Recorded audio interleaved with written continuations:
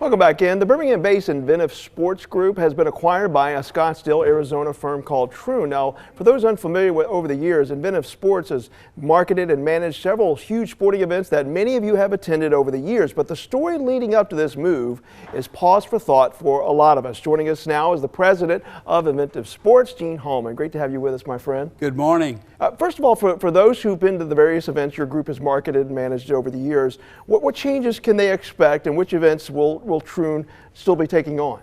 They bought the entire company, so all events that we do here in Birmingham, throughout the country, even in Bermuda, they now will run and own, but our team will do it for them. So the same people that you've always dealt with, you'll continue to deal with. The name of the company remains the same.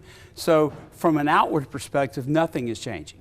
Yeah, and I thought for people who've been to, say, Talladega Super Speedway before and had to deal with the traffic afterwards, your guys have helped manage that at one time. Alabama sports as well. Are they going to still hold some of those events? Yeah, we manage game day operations for Alabama football, UAB football, Auburn football. We also have the Regions Tradition, the IndyCar event, which is approaching its 14th year, believe it or not, and the Magic City Classic that we've been doing since year 2000. You know, many of our viewers know that you've been a fixture here locally for many years, bringing in big events, but also improving the management of several events, as I just mentioned, dating all the way back, by the way, to the Bruno's Memorial Classic.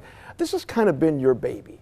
So I imagine this could not have been an easy decision. So what led to you even considering this move?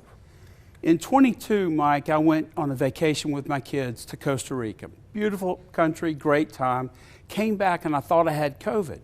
And after 4 or 5 tests where it was negative, I ended up in the hospital, ended up in ICU, was there for a couple of days. My system started to shut down. They asked my wife if I was an organ donor, and they were on the verge of calling the family in. And Lily Colpitts, an infectious disease doctor right here in Birmingham, was doing her rounds on a Saturday morning, came by, diagnosed the problem, leptospirosis, a rare bacterial infection that is indigenous to countries around the equator, around the world. I got fixed, 10 days in ICU, got out, had a new perspective on life.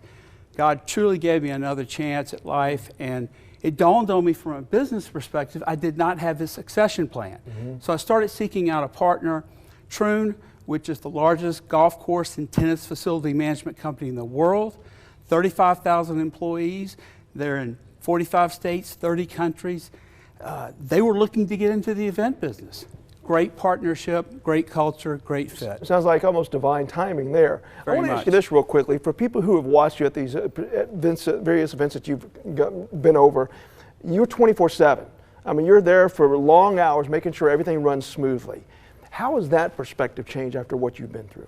I'm still 24/7, but when someone cuts me off in traffic, I don't get mad anymore. At least I'd like to think I don't. Right. So the small things are small, and I try and keep things in perspective. Family's most important, my relationship with God, but also the event and the business is still me, and it's still in my blood, and I'm going to keep going for as long as I can. Man, well, listen, we're glad you're still here, and we're glad you're still going to be doing things around this town. First interview I had in Birmingham, 1992, Mike Dubberly. I was 8 years old at the time, but that's beside the point. I was 12. Gene, thank you so much. We'll be right back.